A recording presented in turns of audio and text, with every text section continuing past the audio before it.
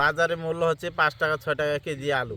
এখন এই আলু যদি আমরা বাজারজাত করি তাহলে আমাদের প্রচুর টাকা লস আসতেছে এবং লাভবান যদি না হইতে পারি, গেল বছর আমাদের লস হয়েছে, তাহলে আমাদের তো আলু করা ছেড়ে দিতে হবে। আলু যদি দাম হইতো, আলু তুলে আনে আমরা বাদাম লাগাইতাম, চীনা বাদাম। এই চীনা বাদাম লাগাইলে আমরা একটু লাভ পাইতাম। এই আলু তো বেচা বিক্রি নেই। আমাদের যদি ন্যায্য পাওনা না পাই, তাহলে আলুর দাম যদি আমরা ভালোভাবে না পাই, তাহলে আগামী দিনে দেখা যাবে অনেক কৃষক হাল ছেড়ে দিবে।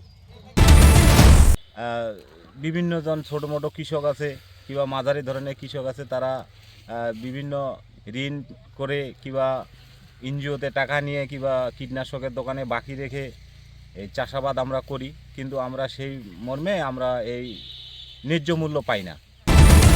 অবস্থা তো বর্তমানে খুবই খারাপ, বুঝছেন না, পাটি পাওয়া যায় না, আলু নিবে খায় তার মতো লোক নাই। এখন কৃষি আলুর চাষ করার পরেই যে আরেকটা আবাদ করব, এটাতে কোনো কোনো বীজের দাম আসতেছে না আলুর চাষ আবাদ করে। বিদেশে যদি রপ্তানি যদি করে আলুটা, তাহলে মনে হয় যে কৃষকের জন্য খুব ভালো হতো।